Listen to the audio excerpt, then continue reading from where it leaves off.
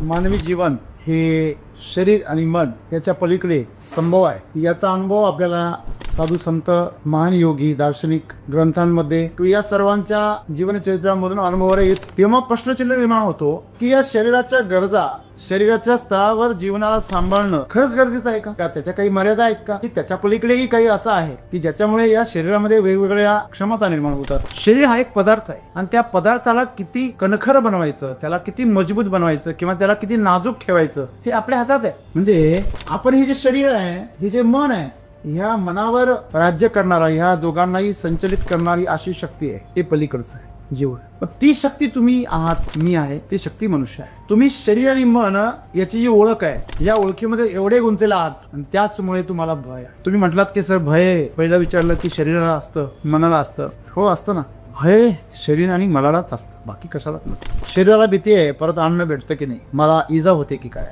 शरीर स्वतः घाबरतो तुम्ही नाही घाबरले तर काही कालावधीनंतर प्रत्येक पदार्थ खराब होतो नाश पावतो त्याला नाश पावण्याची भीती आहे। पण तूप असं आहे मध असं आहे हे जर शुद्ध असेल तर त्याला नाश पावण्याची नाही त्याला आणखीन शक्तिशाली होण्याचा आनंद त्याला नाश पावण्याची भीतीच नाही म्हणून त्याला अमृत म्हटले। मग ते आमचं जे चेतना आहे ती चिरंजीव आहे ती त्याला भीती नाही कशाची। मग आपल्या शरीराच्या आणि मनाच्या पलीकडे चेतना आहे जी जागृत आहे। जेव्हा आम्हाला समोर मृत्यू दिसतो तेव्हा ती जागृत होते जशी वीज चमकावी त्याप्रमाणे ती चेतना आपल्यामध्ये धाडकन अशी कोसळते चमकते आणि त्या क्षणी सर्व आपल्याला मनातलं भय वगैरे सगळं अचानक निघून जातं। म्हणून सद्गुरू असं म्हणता की जेव्हा तुम्ही शरीर आणि मनाच्या पलीकडचं जीवन अनुभवाल तेव्हा तुम्ही खऱ्या अर्थाने निर्भय व्हाल। तुम्ही म्हटलात की सर भय असलं पाहिजे असं तुम्ही म्हटलं होता हो बरोबर आहे पण ते शरीराला असलं पाहिजे। शरीर निर्भय होता कामा नये। शरीर जर आगाऊपणा करायला गेलं निर्भय झालं तर तो मूर्खपणा ठेवतो। तुमचा आधार तर शरीर आहे आज जिथे तुम्ही उपस्थित आहात त्याचा आधार तर शरीर आहे तर तुमची चेतना आज उपस्थित आहे ती शरीराच्या माध्यमातून उपस्थित आहे तुमच्या मनाच्या माध्यमातून उपस्थित आहे। म्हणून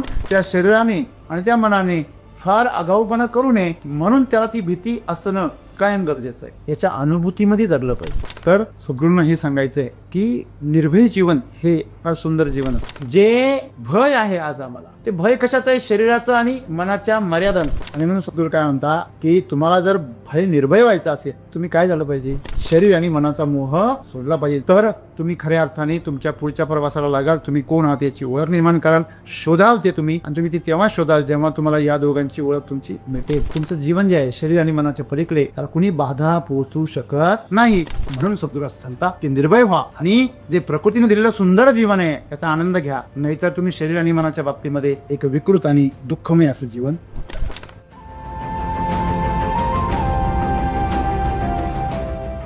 सद्गुरूंनी आपल्याला आज कोड दिलाय जेव्हा तुम्ही खरोखर शरीराच्या आणि मनाच्या मर्यादा पलीकडे स्वतःला अनुभवाल तेव्हा कोणतेही भय राहणार नाही।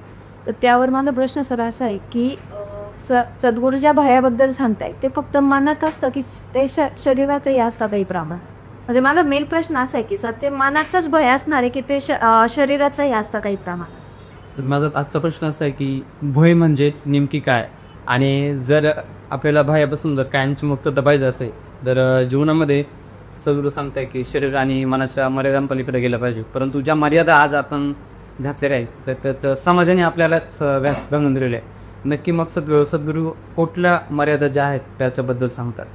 आज सद्गुरूंनी सांगितले की जेव्हा आपण खरोखर शरीर आणि मनाच्या मर्यादांपलीकडे स्वतःला अनुभवतो तेव्हाच आपलं भय शिल्लक राहत नाही। तर आता मला असा एक प्रश्न आहे याच्यामध्ये की आपण शरीराच्या आणि मनाच्या मर्यादांपलीकडे जगायचं आपल्याला इच्छा आहे परंतु आपलं शरीर आता बऱ्याच वेळा असं होतं की आपण इच्छा करतो की आपल्याला त्यांच्या पलीकडे जायचं आहे परंतु शरीर आपलं आणि मन हे अशा दोन गोष्टी की ज्यांच्या म्हणजे आपले जे विचार आहे त्यांच्यापासून उत्पन्न होतात तर ते मागे खेचतात।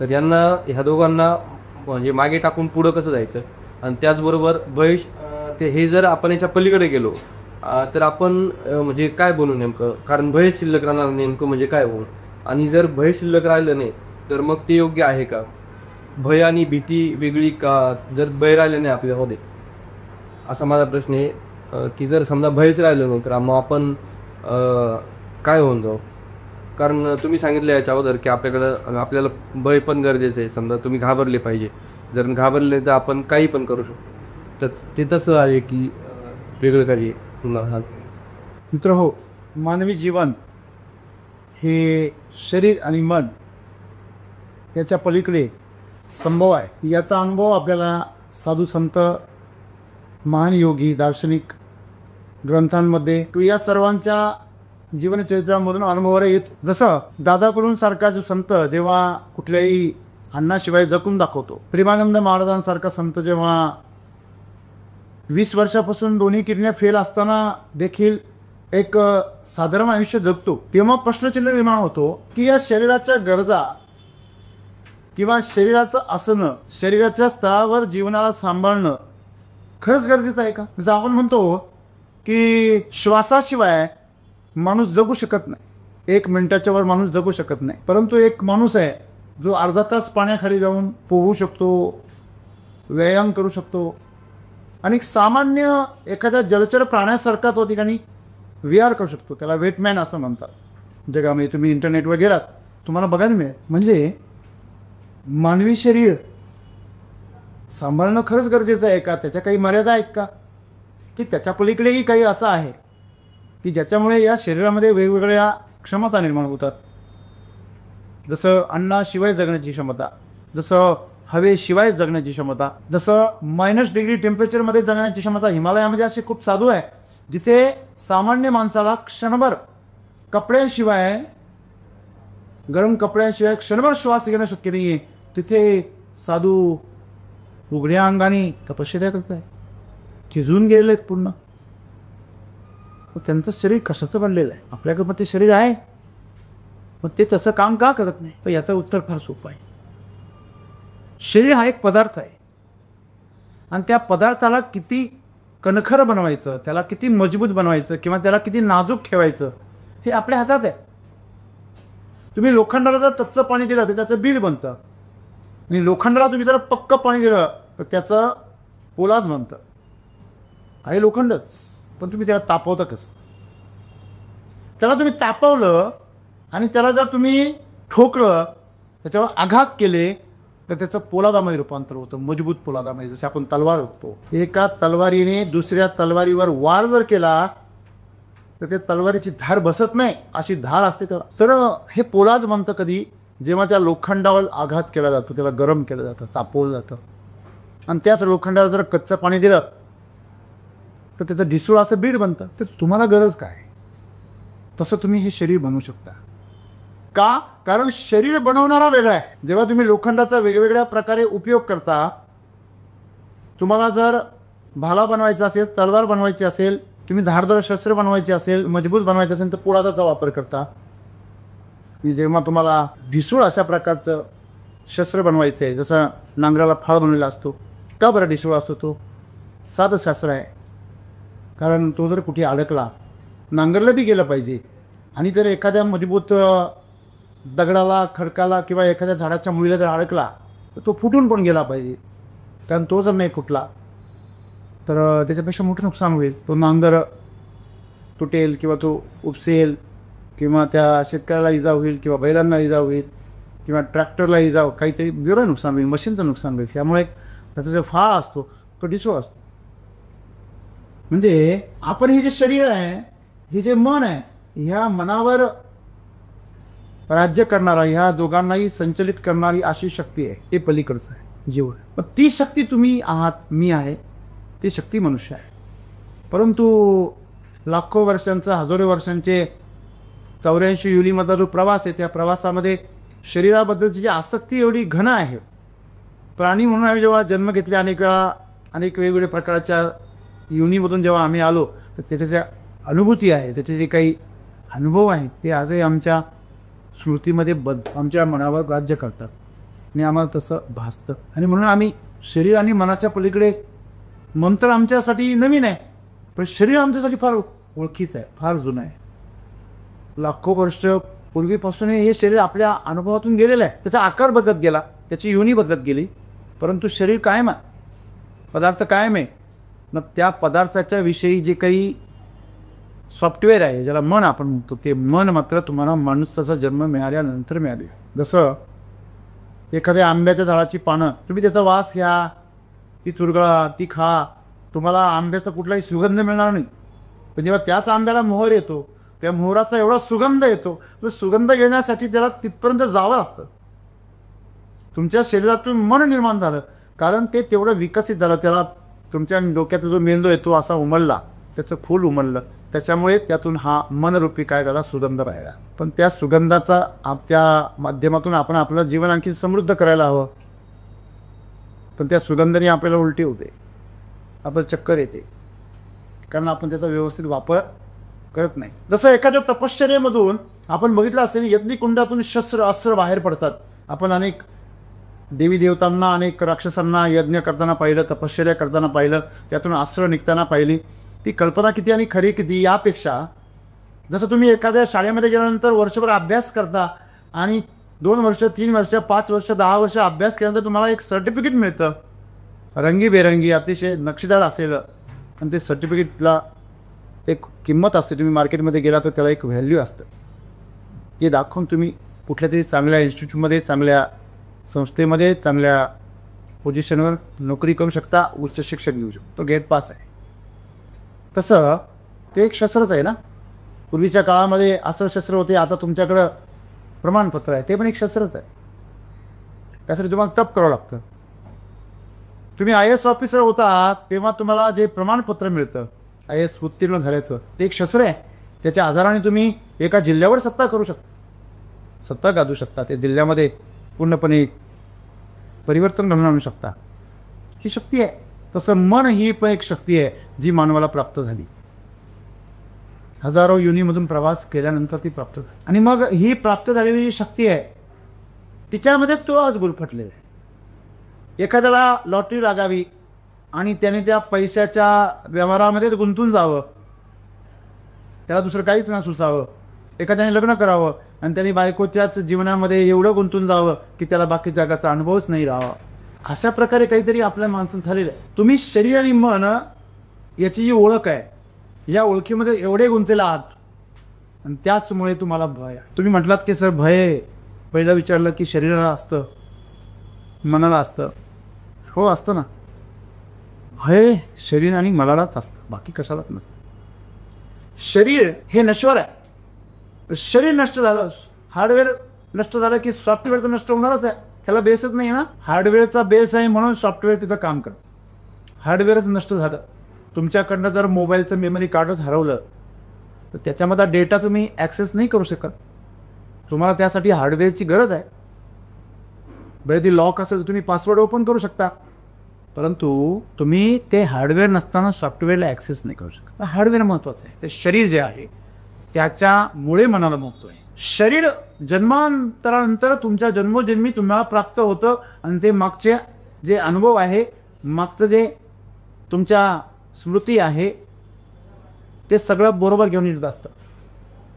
आता समस्या तुमची ही आहे की तुम्ही बर्फ जे आहे त्याला तुम्ही हाताळू शकता, तुम्हाला दिसतो तो, तुम्हाला पाणी पण दिसतं, ते पण वाहताना दिसतं, पण वाफ तुम्हाला दिसत नाही. जेव्हा हे शरीर स्थूल अवस्थेमध्ये आहे, पदार्थ अवस्थेमध्ये, तेव्हा तुम्हाला दिसतं. मग पहिला कोश आहे जो अन्नमय कोश आहे, तो आम्हाला दिसतो, जो आज आम्ही पोचतो आहे. तुम्ही अन्नमय कोशाच्या स्तरावर जगत असेल, तुम्हाला अन्नाची फार गरज आहे, त्याशिवाय तुम्ही जगूच नाही शकणार. आणि तुम्ही जसं अन्न खाऊ घालाल तसं तुमचं शरीर बनणार आहे.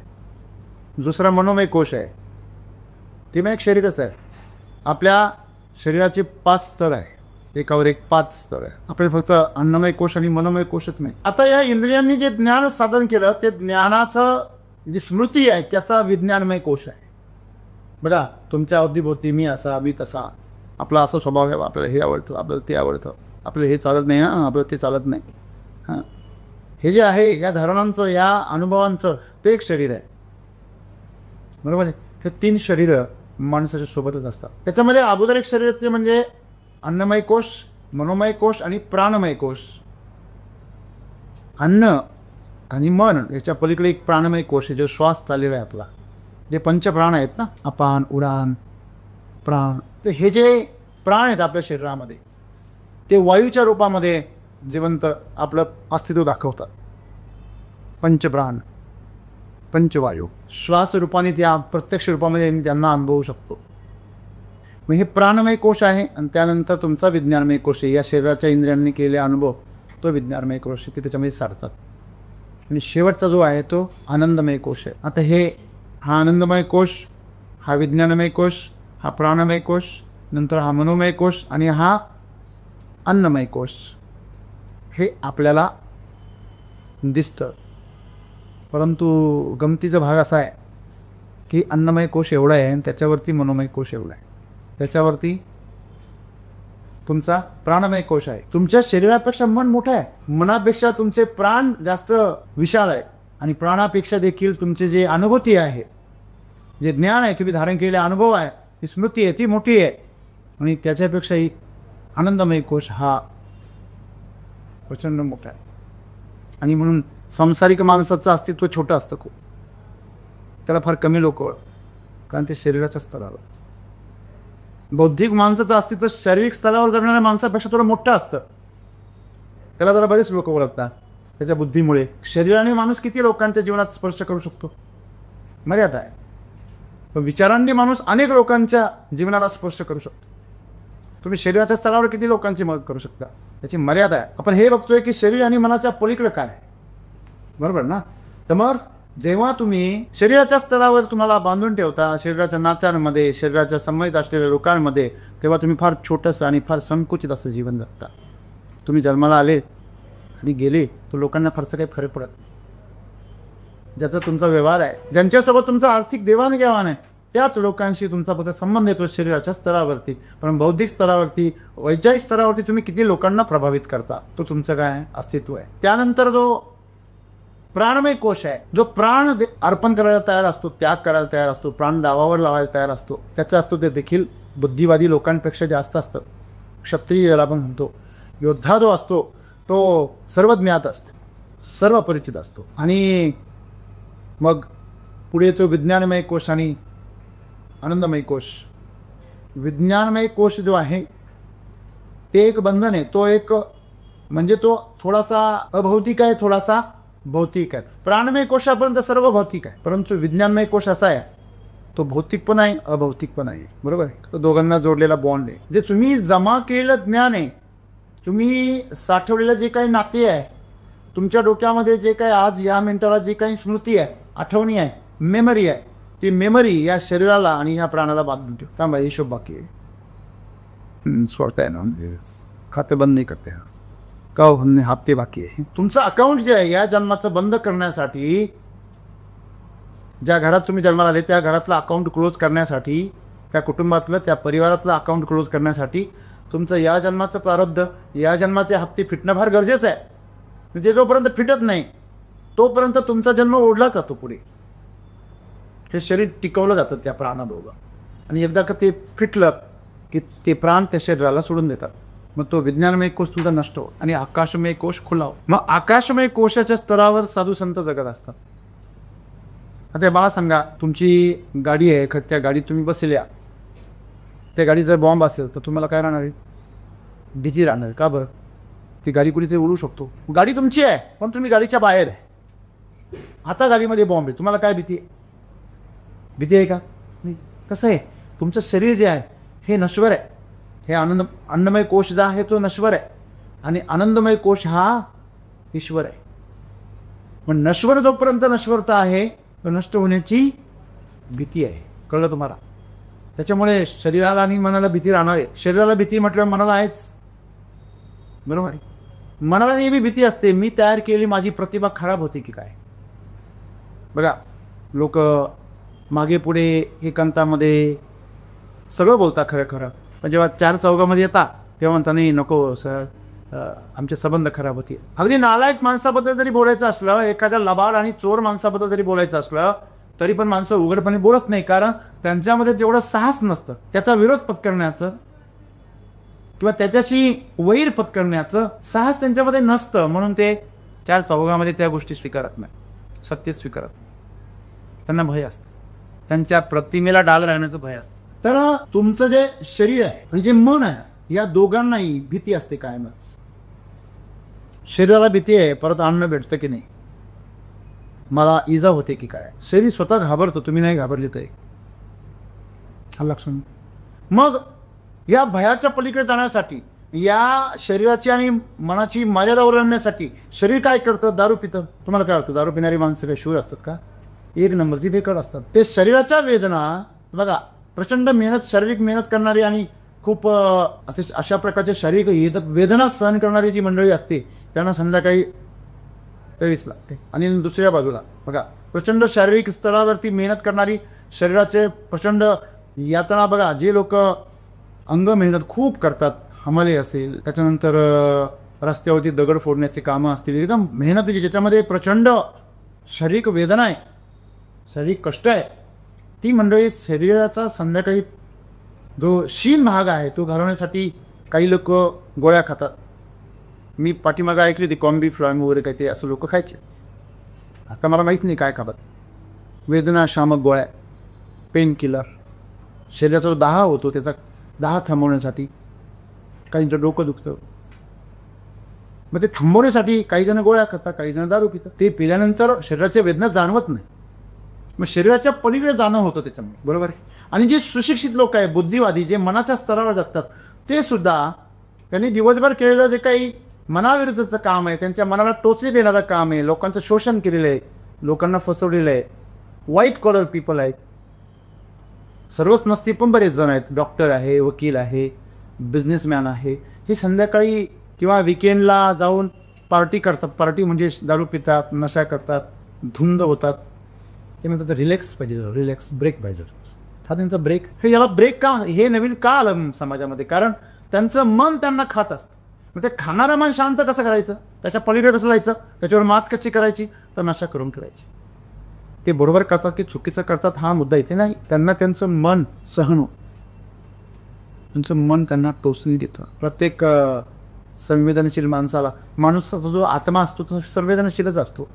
प्रत्येकाच्या आत्म्याचे अंतःकरणाने कोणाचाच आत्मा मेलेला नसतो, तो झाकोळला जातो. तो कामना, वासना, माया, मोह, काम, क्रोध, मद, मत्सर ह्याच्या ढगाखाली तो झाकला जातो, याच्या मळाखाली तो झाकोळला जातो. हे कलंक आहेत सगळे. या कलंकाने ज्योत थोडीशी अंधुक होते. याचा अर्थ ज्योत नष्ट होत नाही किंवा तिचा प्रकाश किंवा तिचं पवित्र्य भंग नाही होते. अग्नीचं पवित्र्य भंग नाही होत, तसं आत्म्याचं पवित्र्य कधीच भंग, आत्मा कधीच अपवित्र होत नाही. तो बहुत तो कायम शुद्ध असतो. हेच तर त्याचं सर्वात मोठी त्याची महती आहे. तो जर दूषित होऊ शकला असता तर त्याच्या असण्याला काही महत्त्वच नाही, त्याच्या श्रेष्ठत्वाला काही महत्त्वच नाही. सोन्याला महत्त्व तेव्हाच आहे जेव्हा ते कलंकित होत नाही. ते जर काळवंडलं तर त्याला सोनंच नाही म्हणता यायचं ना, हे की नाही? म्हणजे भविष्यामध्ये जर एखादा पदार्थ सोन्याला जर काळवंडणारा निघाला तर सोनं सोनं नाही राहणार. ते सोनं काय, कारण तुम्ही त्याला जेवढ्या अग्नीमध्ये घालाल, अग्नीत घातल्यावर प्रत्येक गोष्टी जे राख होते, प्रत्येक गोष्ट काळवंडली जाते, पण सोनं मात्र आणखीन तेजस्वी होतं. काही कालावधीनंतर प्रत्येक पदार्थ खराब होतो, नाश पावतो. त्याला नाश पावण्याची भीती आहे. पण तूप असं आहे, मध असं आहे, हे जर शुद्ध असेल तर त्याला नाश पावण्याची नाही, त्याला आणखीन शक्तिशाली होण्याचा आनंद आहे. त्याला नाश पावण्याची भीतीच नाही, म्हणून त्याला अमृत म्हटलेलं आहे. मग ते आमचं जे चेतना आहे ती चिरंजीव आहे, ती त्याला भीती नाही कशाची. मग आपल्या शरीराच्या आणि मनाच्या पलीकडे चेतना आहे जी जागृत आहे. जेव्हा आम्हाला समोर मृत्यू दिसतो तेव्हा ती जागृत होते. जशी वीज चमकावी त्याप्रमाणे ती चेतना आपल्यामध्ये धाडकन अशी कोसळते, चमकते, आणि त्या क्षणी सर्व आपल्याला मनातलं भय वगैरे सगळं अचानक निघून जातं. बघा तुम्ही, एखादी आई जर तिच्या समोर तिच्या वाघाने जर लेकरू जर उचललं तर तिच्या जी चेतना एकदम जागृत होते. ते समोर बघत नाही वाघ आहे का, चेतनेमध्ये एवढी ताकद आहे, त्याला भय नसतं. आणि म्हणून सद्गुरू असं म्हणतात की जेव्हा तुम्ही शरीर आणि मनाच्या पलीकडचं जीवन अनुभवाल तेव्हा तुम्ही खऱ्या अर्थाने निर्भय व्हा. तुम्ही म्हटलात की सर भय असलं पाहिजे असं तुम्ही म्हटलं होता, हो बरोबर आहे, पण ते शरीराला असलं पाहिजे. शरीर निर्भय होता कामा नये. शरीर जर आगाऊपणा करायला गेलं, निर्भय झालं तर तो मूर्खपणा ठेवतो. तुमचा आधार तर शरीर आहे. आज इथे तुम्ही उपस्थित आहात त्याचा आधार तर शरीर आहे. तर तुमची चेतना आज उपस्थित आहे तर ती शरीराच्या माध्यमातून उपस्थित आहे, तुमच्या मनाच्या माध्यमातून उपस्थित आहे. म्हणून त्या शरीराने आणि त्या मनाने फार आगाऊपणा करू नये, म्हणून त्याला ती भीती असणं कायम गरजेचं आहे. आणि निर्भय होण्यासाठी तुम्ही त्याच्या पलीकडले आहात, पलीकडले आहात, ही अनुभूती तुमच्याकडे पाहिजे, ही जाणीव पाहिजे, स्मृती पाहिजे. मी शरीरही नाही, मी मनही नाही, याच्या अनुभूतीमध्ये जगलं पाहिजे. पोपटपंचीत नाही. मग पोपटपंची करत राहत तर मग तर ते माहीत असून नुकसान करण्यासारखं आहे. मग मी शरीर नाही याची अनुभूती कशी येईल? जेव्हा मला शरीर माझ्या वेदना देतं, जेव्हा शरीर माझं मला थकवतं, ते मला माझ्या मर्यादांची जाणीव करून देतं, तेव्हा मी त्या शरीराला नाकारलं पाहिजे. बाबा तुझ्या मर्यादा असतील, माझ्या मर्यादा नाही आहे. हे शरीर तुम्हाला घाबरवतं, हे करू नको. त्यावेळेस धाडस जे असतं, धाडस करण्यासाठी ते आत्म्याला घाबरवतं. तेव्हा जे गरजेचं आहे ते आपण केलं पाहिजे. जसं जास्त मेहनत करू नको, अंग चुरून काम कर, हे शरीर सांगतं ना आपल्याला. अरे मी थकलो, अरे मला आता वेदना होत आहे, मी आता पडेल बरं का खाली. शरीर सांगतो तुम्हाला, हो मी चक्कन पडेल खाली. हां बघ मी तर आता मला खोकला येतोय बघ, आता बघ मला असं होतं आहे. हे कोण म्हणतं तुम्हाला? मनाच्या माध्यमातून कोण बोलतं? शरीर बोलतं. तेव्हा आपल्याला शरीराला काय करता आलं पाहिजे? हां तुला काय करायचं ते कर, मी काय तुला ऐकत नसतो, हे मी शरीर नाही असं वागण्याचं याचं ते लक्षण. पण आपण जेव्हा ते शरीराला शरण जातो तेव्हा आपण फक्त कोपटासारखं बोलतो मी शरीर, आणि शरीराचं पुरं करत असतो. शरीराने आपलं पुरं घेतलं पाहिजे, आपण शरीराचं पुरं नाही करत बसलो. मला लक्षात दे. आणि म्हणून शरीराला फक्त कारण भेटलं पाहिजे कुठेतरी, बस ते तुम्हाला नादी लावणार म्हणजे लावणार. तर सगळ्यांना हे सांगायचं आहे की निर्भय जीवन हे फार सुंदर जीवन असतं. मला सांगा, आज आपण सर्वजण पैसा असेल, शारीरिक शक्ती असेल, आर्थिक शक्ती असेल, सामाजिक शक्ती असेल, आपली पारिवारिक शक्ती असेल, ही का बरं वाढवतोय आपण? का आपण साम्राज्य वाढवतो? शक्ती का हवी तुम्हाला? का हवी? किंवा अधिक पैसा मौज मजेसाठी पाहिजे? फक्त एवढ्यासाठीच पाहिजे? तुम्हाला भीती आहे की माझ्या अपेक्षा पूर्ण होतील की नाही, मी जे ठरवलेलं आहे ते पूर्ण होईल का? तुम्हाला तुमचं स्वतःचं संरक्षण करायचं आहे, तुम्हाला स्वतःला आनंदी, तुमचं मन आनंदी करायचं आहे, त्याला सुख द्यायचं आहे, या शरीराला सुख द्यायचं आहे, या मनाला तुम्हाला मनोरंजन करायचं आहे, आणि त्या शरीराच्या आणि मनाच्या कामना आणि वासना पूर्ण करण्यासाठी मी कमी तर नाही पडणार ना. आणि म्हणून त्याची योजना आणि त्या दोघांचं संरक्षण करण्यासाठी आज आम्ही शक्तीचं संपादन करतोय ना. मग ती शक्ती आम्हाला का हवी? या दोघांच्या सेवेसाठीच हवी आहे. कारण या दोघांना भीती आहे ना हो. मला सांगा, स्त्रियांना पैसे कशासाठी पाहिजे? खायला देऊ नका, पहिले मेकअपला पाहिजे. खायच्या बाबतीमध्ये ती काय काळजी घेतील मला माहिती नाही, पण कपडे मात्र पहिलं अन्न आहे नंतर वस्त्र आहे, हे त्यांना कोणते सांगा ना. पहिलं अन्न आहे हो, मग वस्त्र आहे. इकडे पण काही वेगळी कहाणी नाही आहे, बरोबर आहे ना. इकडे पहिला निवारा पाहिजे, गाडी पाहिजे, बंगला पाहिजे, माझी परी आकर्षित झाली पाहिजे. इकडे सगळा खेळ परी आकर्षित करण्यासाठी, आणि परीचा खेळ सगळा राजकुमार आकर्षित करण्यासाठी. म्हणजे या प्रकृतीने जो खेळ मांडलेला आहे त्या खेळाचे आम्ही फक्त काय आहोत? बाहुले आहोत. निम्मा जन्म तर परीच्या शोधामध्ये, राजकुमाराच्या शोधामध्ये जातो. कसा मिळेल, कसा असं भेटल्यावर बी तपासण्यामध्ये 4-5 वर्ष निघून जातात. कसा आहे, कसा आहे? आजच्या काळात तर फार अवघड आहे. म्हातारी होता तरी कळत की का मी हा निर्णय घेतला. मित्रांनो, जी अनैसर्गिक गोष्ट आहे ती अनैसर्गिकच आहे. या प्रकृतीने जेव्हा सृष्टी निर्माण केली त्याला कधी वाटलं नव्हतं लग्न नावाचा काहीतरी प्रकार याच्यामध्ये जन्माला येईल. परंतु ही मानवाने आपल्या समाज व्यवस्थेसाठी निर्माण केलेली परंपरा आहे, एक व्यवस्था आहे, ती मानवीय नाही आहे. एखाद्याला एखाद्याच्या बंधनामध्ये बांधून ठेवणं हे अनैसर्गिक आहे. एका शरीराला दुसऱ्या शरीराबरोबर बांधून ठेवणं हे अनैसर्गिक आहे. ते काय टायर एकामध्ये जोडी करून वापरले पाहिजे, पण टायर तरी बरे, ते बिचारी दोन्ही एकमेकाला कधीच भेटत, बरोबर आहे. म्हणून आपण एक लक्षात ठेवलं पाहिजे, हे एक सुंदर गोष्ट आहे.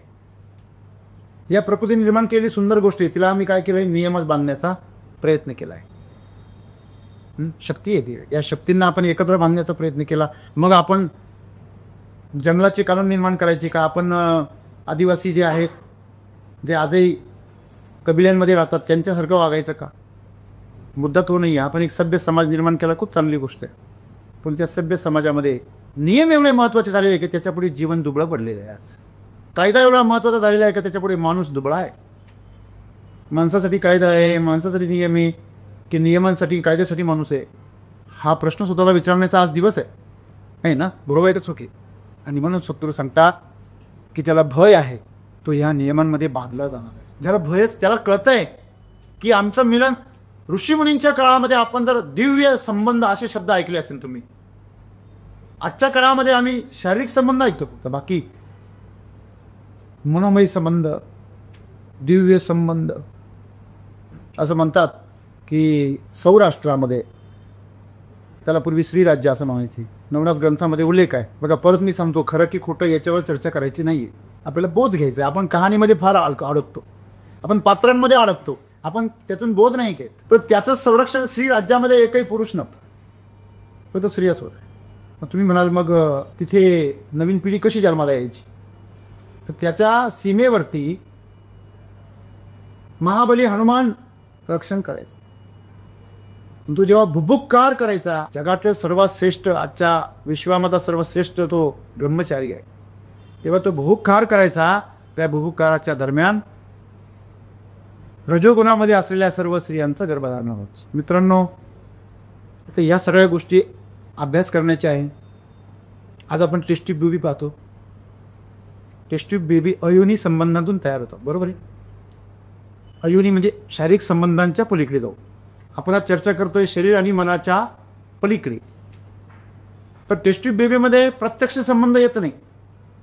शुक्राणू आणि अंडबीज हे दोन्ही वेगळे प्रयोगशाळेमध्ये एकत्रित फलिंग केले जातात. आधी गर्भाशयामध्ये केलं जातं, शुक्राणू घेऊन गर्भाशयामध्ये केलं, फलन करून ते प्रयोगशाळेमध्ये मोठं केलं जातं प्रयोगशाळेमध्ये. मग ते टेस्ट ट्यूबमध्ये आधी त्याचं फिटस तयार केलं जातं छोटासा, आणि मग ते छोटासा जो तुमचा झायगोट ज्याला म्हणतात, म्हणजे एका पेशीपासून 2 पेशी 4 पेशी असा जो छोटासा झायगोट आहे, तो एखाद्या आईच्या मातेच्या गर्भामध्ये स्थित केला जातो, बरोबर आहे. ज्याला आई व्हायचं त्याची. सांगण्याचं तात्पर्य काय? याला अयोनी संबंधच म्हणतात ना, जो ऋषीमुनींच्या काळामध्ये होता, बरोबर आहे ना. आपण खूप मागासलेलो आहोत असं म्हणावं लागेल आपल्याला त्यांचा जर अभ्यास पाहिला तर. म्हणजे सांगण्याचं तात्पर्य असं आहे की जे भय आहे आज आम्हाला, ते भय कशाचं आहे? शरीराचं आणि मनाच्या मर्यादांचं. असं म्हणतात हनुमानाच्या भुभुक्कारामध्ये पुरुष गर्भगळीत होऊन जायचे. तो एकच पुरुष, त्याच्यापेक्षा दुसरा पुरुष तिथे नाही. त्याची ताकदच तेवढी. सांगायचं तात्पर्य असं आहे की जेव्हा आपण शरीर आणि मनाच्या पलीकडचं जीवन अनुभवायला लागू आणि त्याच्या शोधामध्ये जाऊ, यासाठी पहिली पायरी आहे शरीर आणि मन आपल्याला सोडावं लागेल. त्याच्यापासून काय बनवावं लागेल? अंतर. नाशिक सोडून मुंबईला जायचं म्हटल्यावर नाशिकपासून थोडंसं काय बनवावं लागेल? अंतर बनवल्याशिवाय तुम्ही पुढे जाऊ शकत नाही ना. एक पाय तुमचा नाशिकमध्ये, तुमचा दुसरा पाय मुंबईमध्ये जाईल. तुम्ही काय वामन नाही आहे बळीराजाचे बळी घेणारे, ज्यांनी 3 पावलामध्ये पृथ्वी संपवली. हॅलो, लक्षामध्ये. याच्यामुळे आपण एक लक्षात ठेवलं पाहिजे की आम्हाला जे भय आहे, आज भीती आहे गमावण्याची, जे आम्ही आज साम्राज्य उभं केलं, हे सगळं भौतिक साम्राज्य या शरीराशी संबंधित आहे, बरोबर आहे. आज मला सांगा, 7 बाऱ्यावर माझं नाव आहे, बरोबर आहे की? ते 7 बाऱ्यावर माझं नाव आहे की या शरीराचं नाव आहे? सिंपल आहे. माझं नाव जर असतं तर ते मेल्यानंतरही राहिलं असतं ना. हे शरीराचं नाव आहे, ते जाणारच आहे ना. शरीर सुटल्यावरती सगळे नावं गायब होणार आहे. चला वारसदार शोधा. तुम्हाला इन्शुरन्स काढायचा आहे तर काय विचारलं जातं? पहिलं नॉमिनी काय, खातं खोलायचं, काय विचारलं जातं? तुमच्यावर कोणाचाच विश्वास नाही, तुमचं पुढचं दाखवा आपल्याला. वारस कळलं का तुम्हाला? अजय, त्यांनी अगोदरच तुम्हाला सांगितलं याचा काही भरोसा, हे कधी पण जाईल. कोण? ते शरीर. आणि म्हणून त्याला भय आहे. आणि म्हणून सद्गुरू काय म्हणता की तुम्हाला जर भय निर्भय व्हायचं असेल, तुम्ही काय झालं पाहिजे? काय केलं पाहिजे? शरीर आणि मनाचा मोह सोडला पाहिजे. नुसतं ते शरीर आणि मनाचा मोह नाही सोडला पाहिजे, त्याच्या संबंधाने ज्या ज्या गोष्टी तुम्ही निर्माण केल्या आहे, नातं असेल, परिवार असेल, पैसा अडका असेल, संपत्ती असेल, पद असेल, प्रतिष्ठा असेल, ओळख असेल, सगळं काही जे आहे हे सगळं नष्ट होणार आहे. हे कधीच टिकणारं नाही आहे. तुम्ही आठवा बरं, तुमचे कॉलेजमध्ये जे मित्र होते, मैत्रिणी होत्या, शिक्षक होते, तुम्ही लहान असताना तुमचे मित्रमैत्रिणी होते, शिक्षक होते, आजूबाजूचे शेजारी होते, आणि आताही तुम्ही अनेक ठिकाणी समजा ज्यावेळेस नोकरी करताना वेगवेगळ्या कंपन्यांमध्ये करता, वेगवेगळ्या ठिकाणी करता, वेगवेगळ्या रूम्सवर राहता, जेव्हा जेव्हा आपण आपला परिवेश आणि आपला परिसर बदलतो तेव्हा तेव्हा आपल्या ओळखी बदलतात आणि जुन्या ओळखी काळाच्या पडद्यावर गायब होतात. ज्यावेळेस त्या वर्तमान काळात होत्या त्या अत्यंत महत्त्वाच्या होत्या, पण जेव्हा त्या पडद्यावर जाता भूतकाळामध्ये त्यांना काही महत्त्व राहत नाही. ज्याच्याशिवाय आपलं पान राहत नव्हतं तो माणूस आपल्यासाठी एका ओळीचा पण महत्त्वाचा राहत नाही. बरोबर आहे ना? का बरं? कारण जीवन वर्तमानात काळ, जीवन भूतकाळात नाही आहे. आणि शरीर आणि मन हे भूत आहे, त्याला भूत म्हटले. लक्षामध्ये ती कधी भूतपूर्व होईल भरोसा नाही त्याचा. लक्षामध्ये म्हणून भय त्याला आहे, तुम्हाला नाही आहे. आणि म्हणून तुम्ही नेहमी काय केलं पाहिजे? या दोघांच्या आसक्तीपासून दूर राहिलं पाहिजे. तर तुम्ही खऱ्या अर्थाने तुमच्या पुढच्या प्रवासाला लागाल. तुम्ही कोण आहात याची ओळख निर्माण कराल, शोधाल ते तुम्ही. आणि तुम्ही ती तेव्हा शोधाल जेव्हा तुम्हाला या दोघांची ओळख तुमची मिळेल. तुम्ही जर या दोघांची ओळख जेवढी सघन कराल तेवढे तुम्ही या दोघांमध्ये अडकून जात आणि तुम्ही भयभीत राहा. भयभीत राहणं चांगलं नाही आहे सर, निर्भय राहणं चांगलं आहे.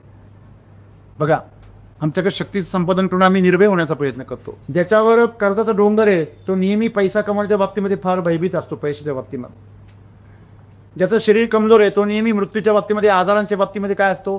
भयभीत असतो. ज्याला गाडी चालवता येत नाही तो नेहमी भयभीत असतो, आहे की नाही? म्हणजे आपल्याला जोपर्यंत आपल्याकडं कौशल्य नाही आहे, आपल्याकडं शक्ती नाही आहे, तोपर्यंत आपण भयभीत असतो. सद्गुरू याच्या पलीकडे जाऊन सांगतात, तुम्ही कौशल्य जरी प्राप्त केलं तरी याला तुम्ही अमर नाही करू शकत. तुम्ही जरी शक्ती प्राप्त केली तरी तुमची अख्खी संपत्ती, इलॉन मस्कने अख्खी संपत्ती जरी दावावर लावली तरी तो त्याच्या मुलाला वाचवू नाही शकला.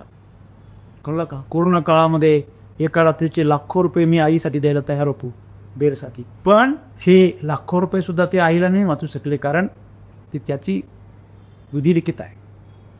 आपण त्याचे मालक नाही आहे, आपण आपलेच मालक नाही शरीराचे, त्याचे कडून.